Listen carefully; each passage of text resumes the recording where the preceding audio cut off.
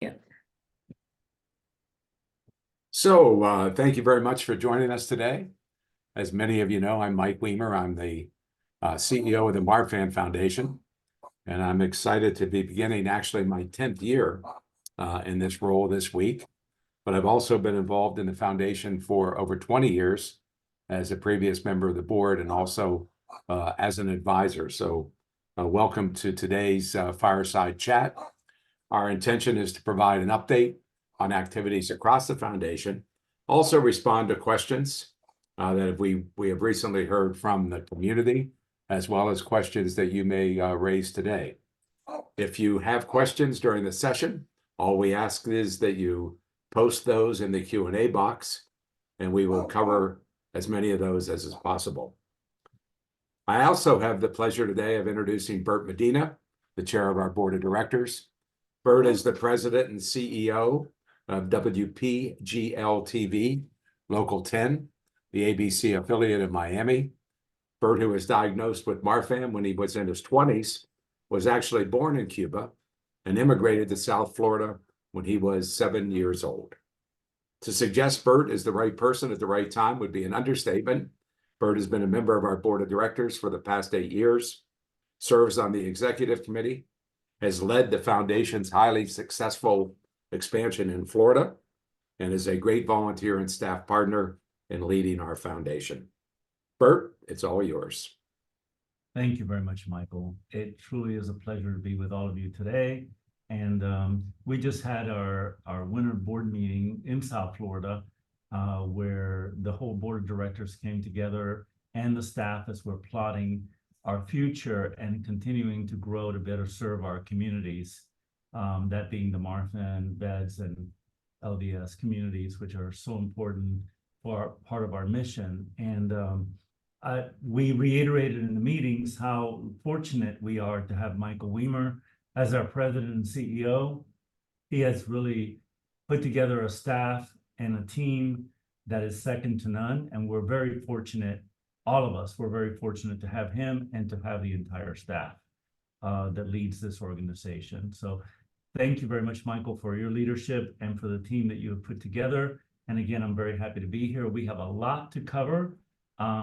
Since Michael already mentioned my history as Marfan's patient, I won't go into that part of the detail because we have a lot to cover, but allow me to introduce Jo Grima, who's the Foundation Chief Science Officer, and she will have an update on the research grant program, which of course is very important to all of us. Jo. Thanks, Bert. We have just finished our review of our Everest Grant Awards, and in the next few weeks, we're going to be announcing the winner of the second Everest Award. The recipients of this award are really well-known scientists and physicians that are dedicated to genetic, aortic, and vascular condition research. It's going to be a collaborative grant with multiple institutions involved globally. And they are they're looking to investigate the immune and inflammatory responses within the aorta, which are believed to play a role in the degradation of the aortic wall. So understanding the biology of this will help them see if there are drugs we can use to reduce this reaction and safeguard the aorta. The other grant mechanisms that we have, two have just been completed. That's the Innovator Grant and the Career Development Grants. And 3 of those grants have received very highly meritorious scores. These grants are very innovative and in new research areas. And these announcements will also be made in the very near future. And lastly, we just received proposals for our fellowship grants. These will be starting review by our scientific advisory board shortly. And the winners of those will be announced probably toward closer to the June time point. So thank you. Thank you very much, Jo. I'm sorry, I was trying to turn my monitors back on. Not the most technical person in the whole wide world, but thank you very much. That is certainly exciting news. And as I said before, the research that the foundation is doing in collaboration with the medical community really gives us a lot of hope for all of us. We appreciate everyone's support through the research grant program. As you can see, the investments are reaping benefits for all of us. Just so you know, roughly 81 cents of every dollar that is raised in funding goes to the mission of the Marfan Foundation and all of us, and about approximately 34 cents out of every dollar goes to research, which tells you how important research is to the foundation. Now I'd like to introduce April Dawn Shinsky, the foundation's Chief Marketing and Communications Officer, to talk about Marfan's Awareness Month, which we're in the middle of right now. April Dawn. Hi, Bert. Great to see you. First of all, I just want to congratulate this community. I am just absolutely bowled over by the power of not just the foundation community as a whole, but what folks have been doing very recently around Marfan Awareness Month. You know, we had a great aortic disease awareness week this fall, had a great time focusing on VEDS in the fall as well, really just committed ambassadorship from every member of the community. And we're so grateful for that. I wanted to let you know that the infographic that we issued this month that really was to tell folks the signs of Marfan, we issued it twice. The first time we issued it, we got some community about making it a little bit more inclusive and being sure that we stated that not everybody has every sign or symptom of Marfan. So we've issued that twice with that update. Thank you for the feedback. You all have shared it so much that it's been seen by 52,000 people since February 1st. And I think that just really speaks to the power of this community when you put your minds to educating folks, sharing awareness with the public, with healthcare providers, with your friends and family members. We've had our Reel Reels, which have been viewed by more than 50,000 people. And I think that number is probably low as of today. These are stories that you've been telling about your real life experiences, your day-to-day experiences, living with a genetic aortic vascular condition. Really powerful, amazing sharing across, peer-to-peer. And we're also going to be having a piece on that on the National Health Council blog, just highlighting the great work you all have done to spread awareness. We've had our t-shirt contest this month, which is great. I think we've outsold all of our expectations on our Bonfire store. I'll be sure to put the link for that in the chat if anyone wants to get a Marfan Awareness Month t-shirt. We have an adult version, a child's version, all from designs that you all put together. 2 were selected. We'll also be featuring every entry that we got in a gallery on marfan.org later in the month. But just in all these great ways, really sort of exceeding every expectation in terms of your ability to raise awareness as a community. We will be sending out a few more emails this month to kind of aggregate and highlight resources for you. I did want to touch on a couple of those that are available. We've put out a genetic test results interpretation piece. You may have seen that in Connective Issues as well. We've issued it as a 1-pager during Marfan Awareness Month, so you have a quick go-to resource with FAQs around how to make sense of genetic testing you or a family member may have received. We have a piece that I think is really special and different. It's really around well-being, and that is how to help your loved ones provide you with support when you may be feeling under the weather. So we have a child's version of that, a young adult version of that, and an adult version of that. It's available on social media and on our website. Again, we'll kind of make sure we reshare that after today's call, but it really gives you kind of a checklist where you can express your preferences. Hey, when I'm not feeling well, come see me, call first. Leave me alone. I don't want people around when I'm not feeling well. Send snacks, don't send snacks. It's got all these preferences you can kind of delineate and then share with the people in your life that are really close to you so they know how you best want to receive help when help is necessary. So those are just a couple of the cool resources we have. A few things we have coming up.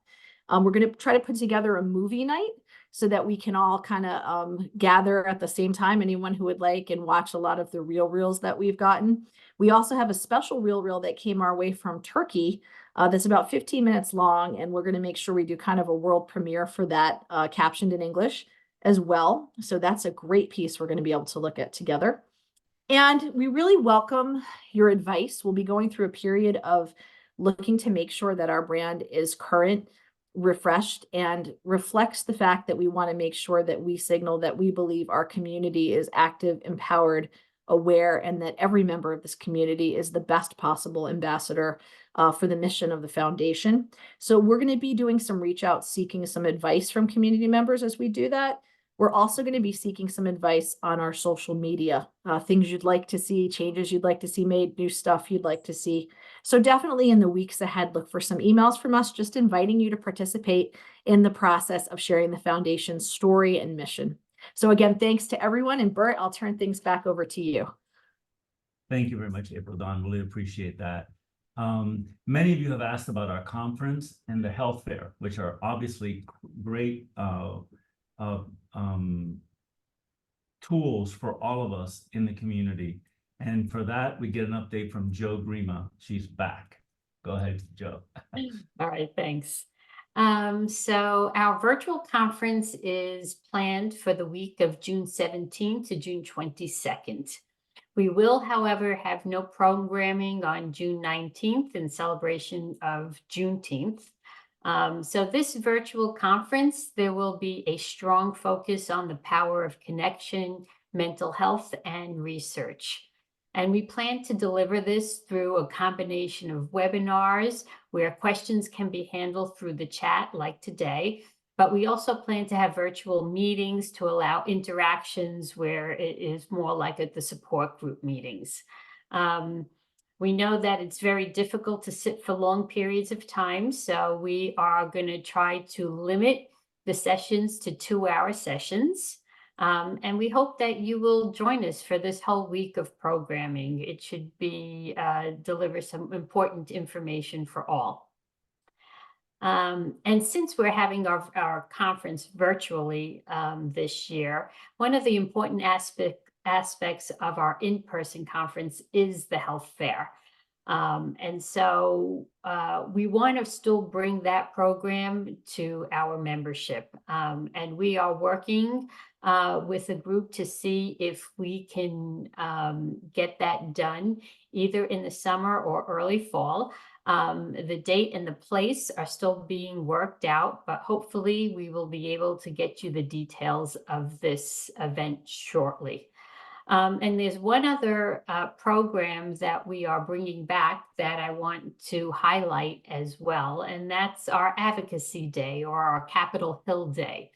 Since COVID, we had stopped doing the in-person visits to Capitol Hill. And during that time, they developed the ability to do virtual Capitol Hill visits. So that's what we are planning to do this time around. And it will allow participation from individuals from all over the US because travel will not be an issue. We are again going to be working with the Health and Medicine Council to help us bring you this opportunity to advocate with congressional members to support critical research for our conditions.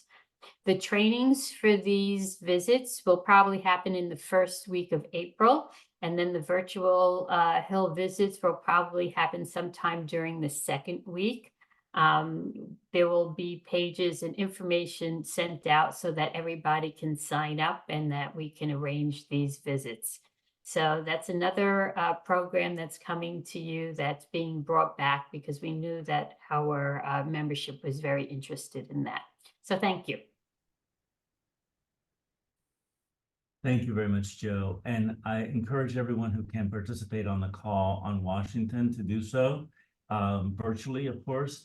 But it's very important, just like we were able to advocate with our doctors, it's extremely important to advocate with our lawmakers to make sure that the correct funding and that the correct awareness occurs in Washington for all of our conditions. Thank you very much, Jo. Again, I really appreciate it. Now we go to Kim Huddleston, who's our Senior Vice President of Development, to talk about our community events, because those are extremely important. Kim. You're on mute, I believe, Kim. Okay, can you hear me now? Yeah, Yes. We're good now. Okay. Our community events have been nothing short of amazing so far. The Walk for Victory program has had 4 walks already, and we have seen record attendance at each of our events. We just finished our South Florida walk, where we raised, for the first time ever, over 100,000. And we head into March, going to Texas on March 2nd, and then Phoenix on March 3rd. And then in the month of April, we will head out to Atlanta and then Raleigh, North Carolina. So looking forward to all those events. And there are 2 new walks on the calendar this year. So we will head out to Iowa and to Pittsburgh. So the 2 new regions. As far as our events are, I will be flying out on a plane with many people next week to Chicago for Heartwork Chicago, which is set for February 23rd. And then we will have our New York City Uncorked events. So if anyone has any questions regarding the events, if they have possible new locations they're interested in for setting up walks, always feel free to reach out to me. We're always looking to expand our program, and just very excited for what we have ahead. Thank you very much, Kim. And you took the words right out of my mouth. I was going to talk a little bit about the South Florida Walk, as we have just for the first time in our history joined the $100,000 club. There's only 3 other cities in the country who have achieved that, and those are New York, Chicago, and Houston, and now South Florida joins that club. And we hope to have many other members of the communities around the country join the $100,000 club. Thank you very much for that. The walks are extremely important because they allow us to come together and to be able to share our experiences. I had several people who came up to me and said, this is the first time I've actually, excuse me, this is the first time that I've actually seen somebody who has Marfans. And it's really an experience, as we all know, whether you have VEDS or LDS or Marfans, to see somebody who shares something in common with you. It's extremely important. It plays a critical role in our mental health. And now to talk a little bit more about what the foundation is doing about mental health is Andrea Friedman, who serves as a client services manager for the foundation. And this is a very important segment. We all know about what we have to do physically, but mentally is as critically as important. Andrea. Great. Thank you, Bert. And you couldn't have said it better. Mental health is so critical. And I know sometimes, understandably, we focus too much on our physical health while ignoring our mental health. And so the foundation has always recognized and done some work in the area of mental health, but we're really making a concerted effort to elevate mental health now, to erase some of the stigma that unfortunately is still around it, and to really normalize it and to provide a variety of resources for the community. There's no one size fits all approach. Some people are not comfortable with support groups. Some people love them. We really have a lot of different opportunities for people to come together to really have that sense of community and to connect, because connecting with others, whether it's through the walks or the support groups or the conferences, is so important. So some of the things besides our, right now we're up to 17 support groups, and we have plans to add a couple of more in the coming months. We also, together with our mental health task force, which is comprised of volunteers from the community, we have a number of new resources that are coming up. If you haven't already checked out the mental health page of our websites, we compiled a whole number of resources and tools for the community to use, and we have many, many more that are coming up in the months ahead. So please be on the lookout for that. We are going to be launching a series of webinars, with our first one coming up in May for sort of what you might think of as non-traditional mental health topics, but this is going to be art. And we want to have people look at different ways, whether it's yoga or mindfulness, just providing different tools in your toolbox, and whatever speaks to you and works for you is we're happy to provide that for the community and really developed by the community.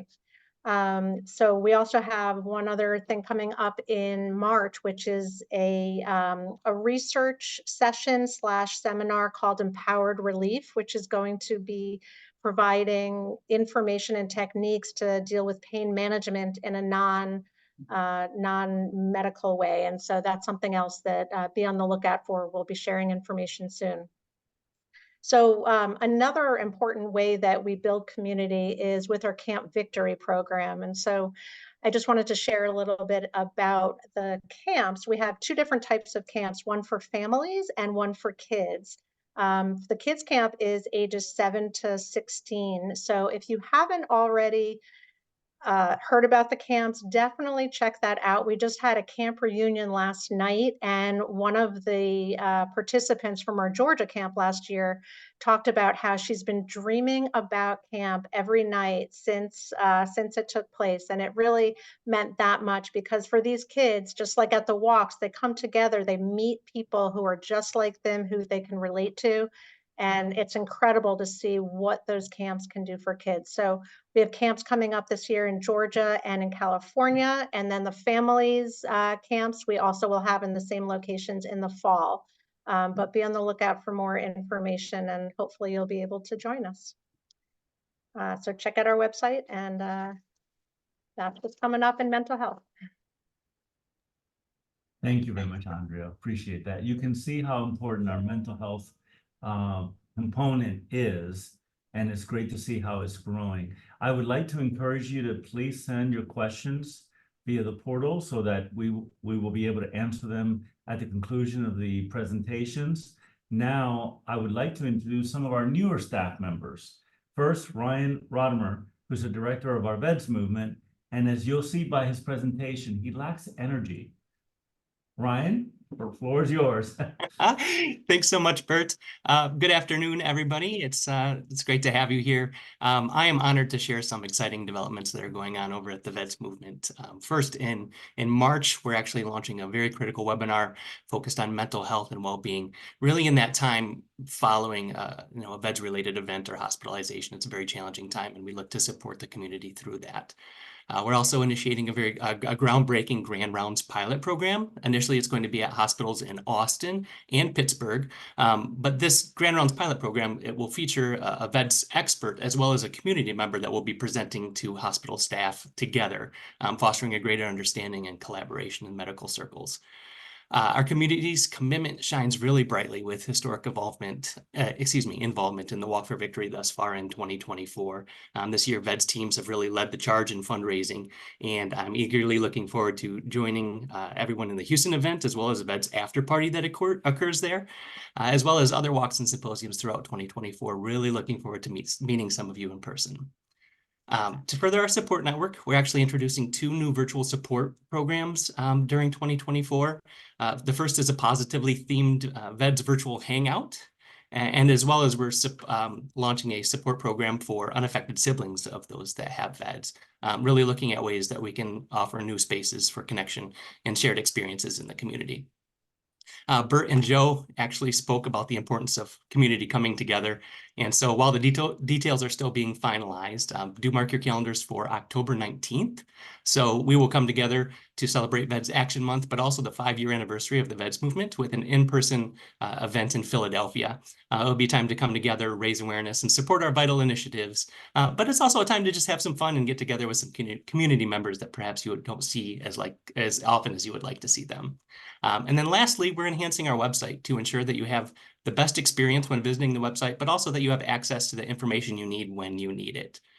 Together, we're making strides in education, support, awareness, and advocacy. And I really thank you for allowing me to be a part of this journey with you. Back to you, Bert. Thank you very much, Ryan. And as you can see, the same passion that our staff members who have been with the foundation for so many years, it's the same passion that you see in Ryan and that you will now see in our newest staff member, Stacy Watson, who is the head of our LDS division. Both of these 2 new additions bring that passion, that energy that is so critical to the foundation and all of our communities. Stacy? Thank you so much, Bert. Guys, this is my very first webinar, so I'm thrilled to be here, and I'm thrilled to be sharing what's happening with the LDS division. First off, I'm really excited about what we're doing to really enhance our communications. Like Ryan was sharing about with the VEDS movement, we are currently in the midst of updating our website to make sure that our community can find the resources and information they need really efficiently. We're updating the research section of our website with new research articles that have been published. We're reviewing our resources and the printable materials with great feedback from the community at large. We're also putting out our quarterly newsletter very soon. You should get that in February if you're a member of the LDS community or subscribe to that list. I'm also really excited about what's happening in terms of education. Like I shared, we're reviewing those resources and printable materials, but we're also working on a webinar on women's health beyond family planning that will be supported by a subsequent, probably quarterly support group. It's going to be focused on our Marfans and LDS community, but it will be open to all. We're also really taking a big focus on our patient community.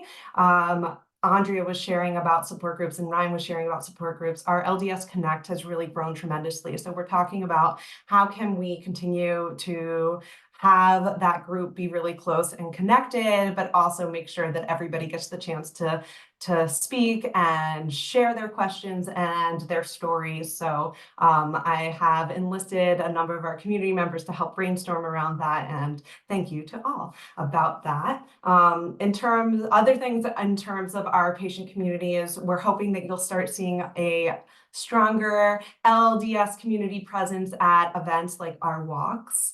We're working really hard with our strategic advisory board to have representation there. If you have LDS or are part of that community and we've got a walk near you, you can pretty much count that you're going to hear from me in advance to get connected with you and get you hyped up and help us to grow our community in your area. I'm also really excited to be joining Joe and Lauren May, who's our director of research at Rare Disease Day. That's going to be at the National Institutes of Health later this month. I live right by NIH, which also allows me the opportunity to provide some hospitality for our community members who may be visiting NIH for participation in any research studies. I'm also really excited about what's happening in terms of growing our international LDS patient community. And all of this activity is resulting in so many great things, new connections, new access to medical professionals and providers, new donor activity, which really supports our programming, so much of which is at no cost to our community, and the research grants that we were talking about earlier. So I'm really excited about what's already happening and what's to come, and I'm thrilled to be a part of it. So back to you, Bert. Thank you very much, Stacey. It's incredible what's been accomplished for the VEDS and LDS communities in just such a short time. It's amazing, and we're happy to have those divisions as part of the Marfan Foundation. Now we're going to turn over to the Help and Resource Center. Unfortunately, Jan Lynch, who's the nurse who heads up that area for the foundation, was not able to join us today, but fortunately for us, Joe Grima was able to join us, so she's going to give us an update on that. Joe. Thanks, Bert. So as you know, our Help and Resource Center is a small team of people, but we provide a lot of support for our community. Over 16 different support groups. We answer questions from the community via phone and email from all over the world. And we get a lot of guidance with those questions from our professional advisory board. We create educational documents. We provide a lot of the information that's on our website and in multiple languages. And most recently, with a large donation, we've been able to add another person to our center. And so I'd really like to introduce our new resource manager, Kathleen Bolton. Kathleen? Hi, thank you so much, Joe, for the introduction. Hi, everyone. My name's Kathleen. I'm relatively new to the foundation. I've worked here for an official 7 months now. I am so happy to be a part of this warm and welcoming community. I have spent the last 7 years living in and out of Costa Rica and Texas. I go back and forth between the two, so I have learned how to speak Spanish. So because I'm bilingual, I can help people in the Help and Resource Center by answering their inquiries in either English or Spanish. And this month, actually, we're going to start a brand new Spanish support group. I'm really excited to see how our community can continue to grow, especially with our Spanish speakers. And I am more than happy to help any and all community members access and find the information that they need to live and thrive with a connective tissue condition. Thank you. Back to you, Bert. Thank you very much, Kathleen and Joe, for that presentation. But I must say something about Kathleen. Learning Spanish is an understatement. Kathleen's Spanish is as good as mine, and I am a native speaker. So it was amazing. She was a great help in the Spanish language international summit that we do. So thank you very much for your help on that as well. And you can see what I'm talking about, the energy of the new members of the team. It really does show. So thank you very much for that. And then Michael talked about this at the beginning. There's an area that we all have a passion, obviously, to serve our members in the US, but we're also expanding worldwide to be able to have a footprint for family members and people who are affected, yet do not have that kind of assistance worldwide. And as we expand to that, it's my pleasure to bring on now Eileen. Eileen Novins, who's our Chief Global Business Development Officer, to give us an update on the international front. She's also my partner in crime in the Florida division. So, Eileen, the floor is yours. Thank you. I just want to comment how well everybody here is adjusted to Bert, who is the head of a TV station, and the way we throw it back to him. I think we've all been trained in news a bit here. But there's a lot of excitement, not just from the staff who are newer, but I've been around for a while, and I'm really excited to be helping out a lot with the global business development. There has been some talk already here this afternoon about our Spanish language outreach and the Spanish Summit, which is not just international, but also here in the US. And we had about 350 people register from 29 different countries. So that was really exciting. We're also being great global partners, working with colleagues in Scandinavia, in Europe, Marfan Europe Network, in different countries in Europe. We've had some webinars in different languages, last week in French, next week in German. We also had a UK speaker last week as part of Marfan Awareness Month. And the beauty of these, it's not only that they're in different languages, but they're also different time zones. So, for example, the doctor who spoke from England, we did it in the afternoon, so it was evening there, but people from here were also able to participate. So our global outreach, we've been global partners for as long as I can remember, but now we're really trying to work hard to really leverage what we know and what we can offer so that we can help more individuals who are affected around the world and their families. So our website is now in 25 languages, and we're working on more translations. We're working with a huge hospital system in China. And so really trying to take what we know, what we've learned, and help people around the world who have Marfan, LDS, VEDS, and VEDS. Stacy spoke a little bit about international work in LDS, VEDS and bringing people together. And we like to think that the success that we've had here can help others around the world. So we are all working together. I just have this global title, but it's really the entire team who's working together on this. So we look forward to more, and watch the website. And I know there's some people on here. Betsy Matarita is on this call, and she's been a great help as well.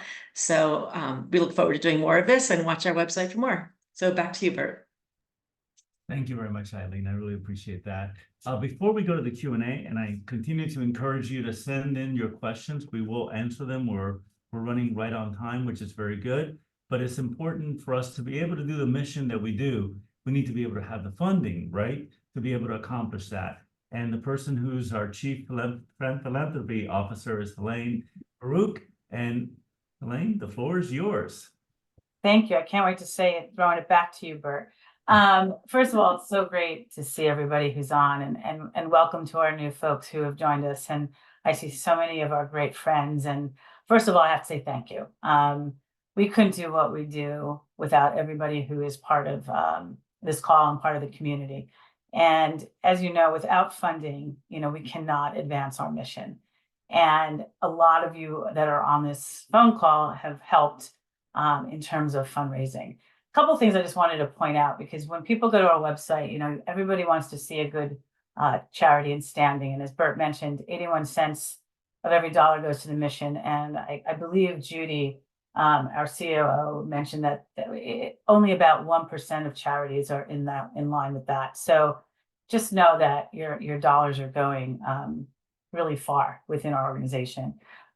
We also have 4 stars, Charity Navigator, which is great. We've done that for a number of years. We're Platinum Guide Star, National Health Council. We have the National Standard of Excellence, and the BB Better Business for Nonprofits. We are accredited. So, you know, when folks go onto the website and they're looking to donate, I think it's important that they know that we are good stewards of the dollars. So just a couple of things I wanted to mention.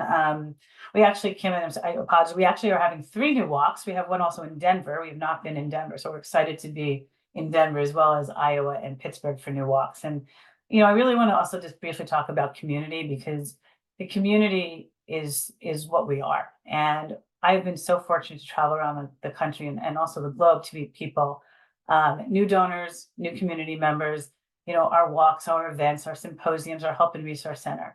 I mean, I'm sitting here listening, and I'm as Michael wrote, this is terrific and impressive. I'm just overwhelmed of what we do. And I am just thrilled that we're able to fund the programs that we're able to fund. You know, we continue to grow, as you can see through the divisions, and you can see through the Help and Resource Center.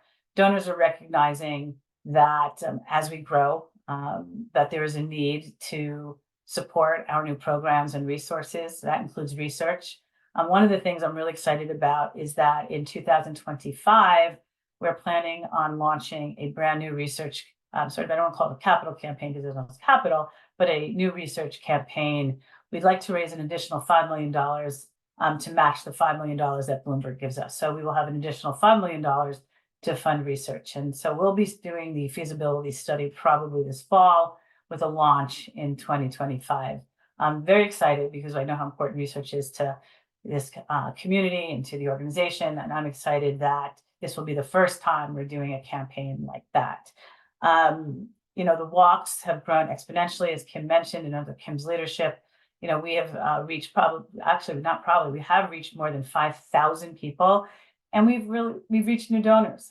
We've had new support in VEDS, new support in Louise Dietz, new support in Marfan, and that will continue to grow as we continue to grow. And I really have to say the staff has been wonderful in terms of opening doors and introducing us to new folks that come to the organization, to Jan and to Kathleen, and to really all of the folks that I get to meet in the community who recognize the importance of the work we're doing and who want to help us. So any questions, obviously, feel free.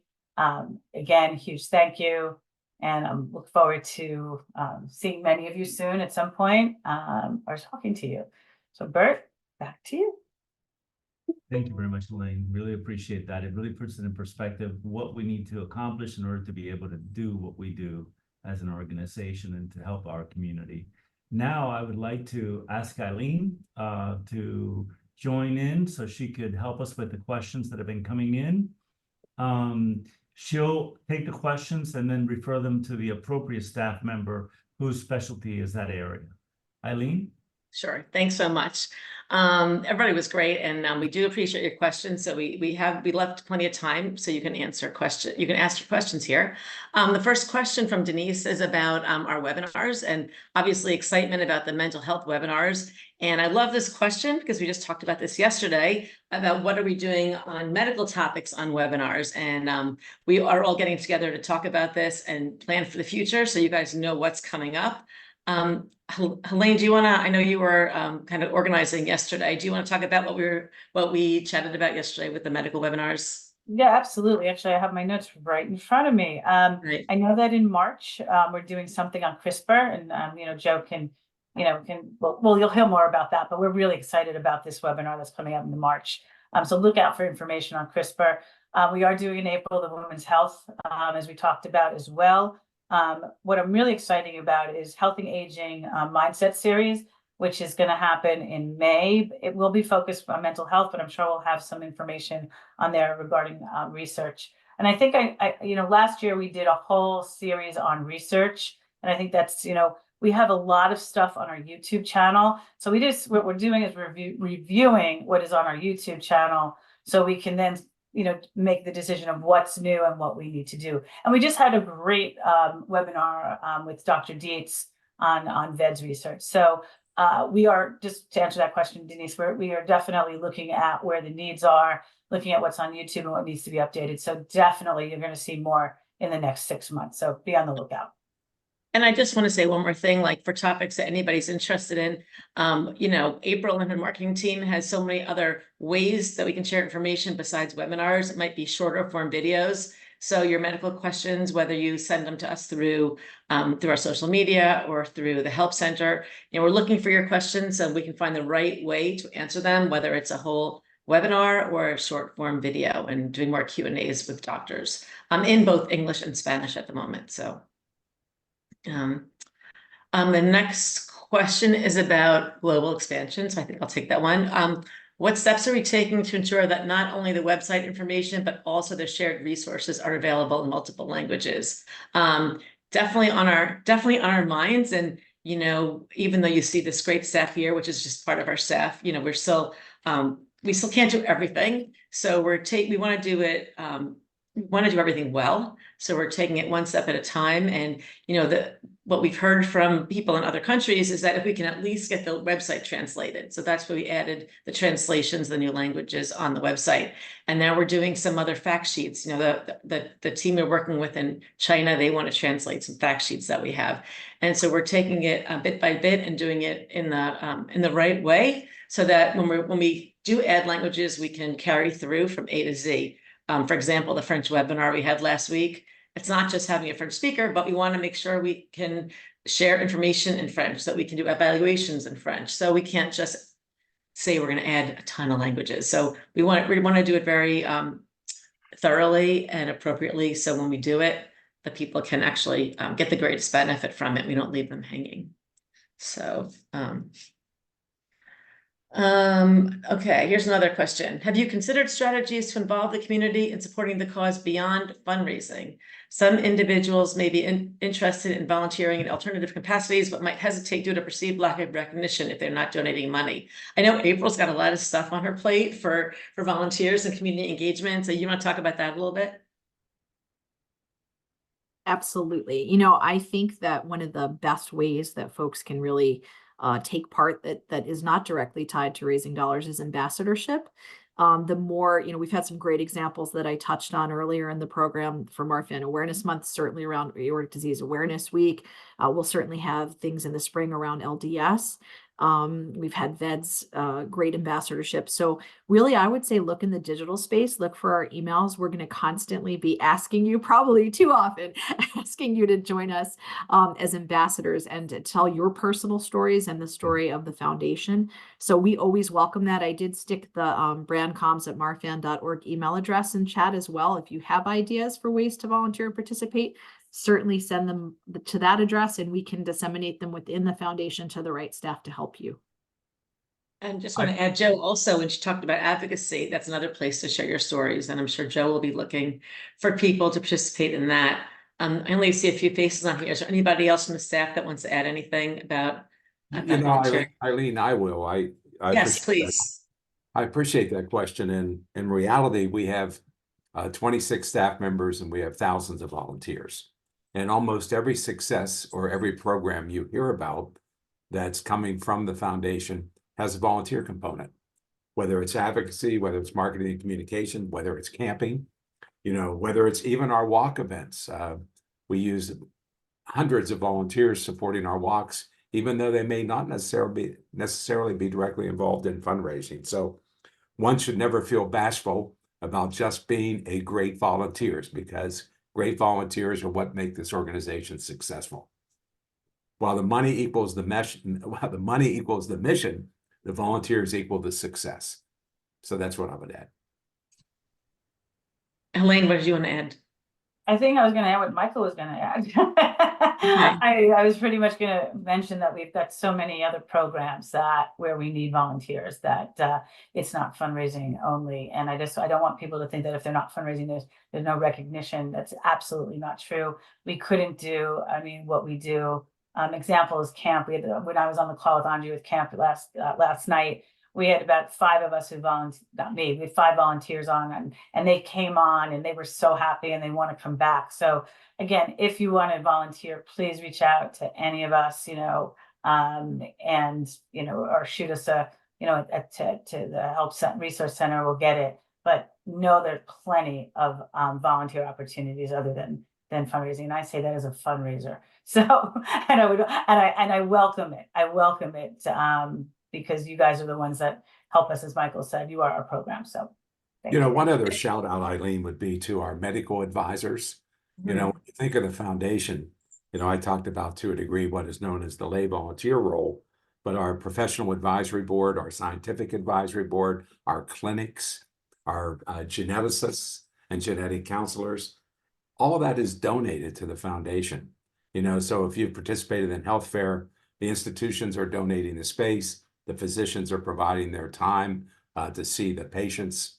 And so that's another huge piece of the volunteer commitment that we have here at the foundation. And I just want to add, if there's something that any of you would like to do that you don't see that we're doing, please contact any of us. We're always open to your ideas, your input, some special skill that you might have that we're not aware of. Even if it's not Marfan Awareness Month, I mean, you're sharing your stories and your perspectives are so important. We talk about these webinars, and yes, we want to hear from the experts, but your stories and sharing those as part of the webinars also so valuable to other community members. And you may also find it valuable to yourself to be able to talk about it with other people, and people, saying in the chat box how, oh my God, that's amazing. That really resonates with me and you're really helping me. So I'm sure each and every person on this that's participating today on this webinar has something to add. And if you don't have to start with the hardest thing, start with something small, and if it's something that you think you can add, we will definitely take you up on it, and you can do what you're comfortable with. Are there any other questions here today? I don't see any more questions in the Q&A. Anybody putting questions in the chat box? Eileen, as you're looking, I noticed that earlier Andrea looked like she wanted to say something. Oh, sure. I didn't notice. Go ahead. Oh, no, that's okay. Actually, I was just going to say what Michael and Helene said. So yes, and what everyone's saying, that yes, please, everybody can volunteer in their own way. There are so many different types of opportunities. Thank you. Joe, do you want to come back? I have a question for you. This is your area. Somebody is asking a question you can answer very easily. Do we know where the conference will be in 2025? So we'll let you have the honor of sharing that. Yes, so in 2025, the conference will be held in Atlanta with our group there at Sibley Heart.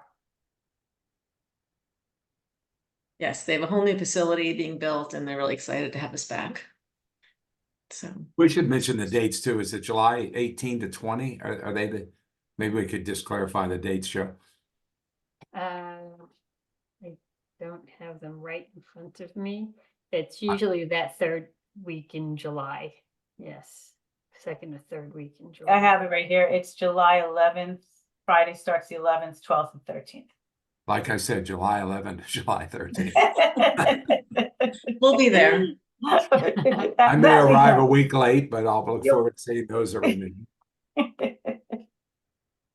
So, Michael, do you have any final words for everybody? And then Bert, we'll go to you. Well, first of all, I sat here and I hear most of this stuff on a day in, day out basis, but to hear it in this collective fashion was really amazing. I mean, when I think of the work that's done by the collection of volunteers and staff and the impact that it has on a rare condition like Marfan or VEDS or Loeys Dietz or Stickler or other aspects of our mission, it's really something to witness. I also want to especially thank Bert.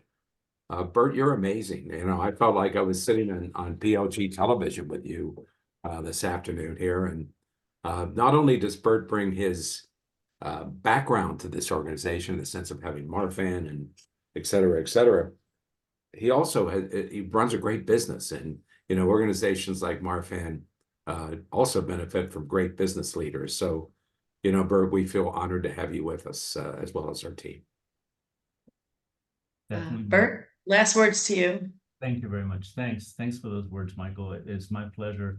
I want to thank the whole staff for joining us today. The leadership, I should say, of the Marfan Foundation for joining us. But even more importantly, I want to thank every member of our community that joined us today, because without our membership, we do not exist. We're here to serve you, and I want you to always feel comfortable to be able to connect with our staff. I think you were going to put up, Eileen, the foundation's website, where you can find all of our emails, the individuals that you see on. You can find their emails, and you can feel free to call, feel free to write. We're here to serve you. At the end of the day, that's why we exist. And if there's something that is out of the norm and you need some guidance, we are here for you. We want to thank you very much for joining us this afternoon, and I hope you have a wonderful afternoon. Thank you. Bye. Thank Bye, you. everybody. Bye.